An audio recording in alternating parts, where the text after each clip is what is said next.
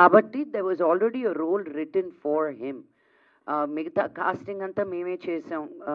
And ఈ మధ్యకాలంలో ఒట్టి తెలుగు సినిమా కాకుండా when we want to approach wider audience, అందుకే ఆన్సాంబుల్ కాస్టింగ్ లాగా సముద్రకని గారు తమిళ్లో తెలుసు, చిత్ర శుక్ల నార్త్లో తెలుసు, విశ్వంత్ ఇక్కడ చాలా సినిమాలు చేస్తూ ఉన్నారు.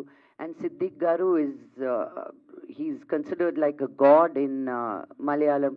సో అందరూ ఒక పోస్టర్ మీద ఉంటే ఆ అందం చాలా డిఫరెంట్గా ఉంటుంది అని మా Mahesh and Suresh garu were all a part of this journey. So we wanted to make an ensemble, very interesting kind of a thriller అనమాట. మోహన్ బాబు గారు నో కాంప్రమైజ్ మ్యాన్ అంటారు. సెట్లో మీకు టఫెస్ట్ మూమెంట్ ఏంటని? Every day with him is toughest moment. ఆయన act చేసేటప్పుడు నేను ఊరికి ప్రొడ్యూసర్ గాను ఒక యాక్టర్ ఒక డాటర్ గాను వస్తే ఐ హ్యావ్ నా లైటింగ్ డబడబా అంటుందండి వాళ్ళు రెడీయా.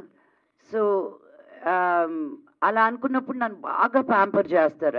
ఇది తీసుకొచ్చి పెట్టండి రా పాపకి, అది పెట్టండి, ఇది చేయండి, చైర్ సరిగ్గా వేయండి, ఇలా చేయండి.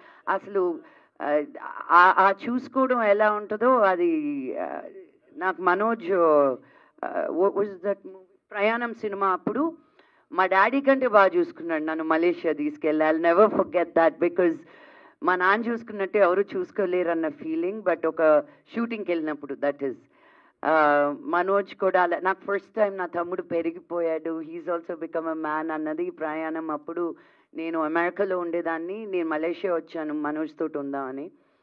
నా ప్రతి మీలు షూటింగ్లో ఉంటూ కూడా అక్క ఎక్కడికి వెళ్తున్నావు, ఎవరు తీసుకెళ్తున్నారు, ఏం చేస్తున్నారు, ఆ టేకింగ్ కేర్ అనేది I enjoy it a lot. ప్రయాణం సినిమా వరకు నీకు క్లారిటీ రాలేదా నా గురించి? లేదు, as an actor and how you will take care of మీ నాన్న, like I fell, you know what I mean. నోర్మై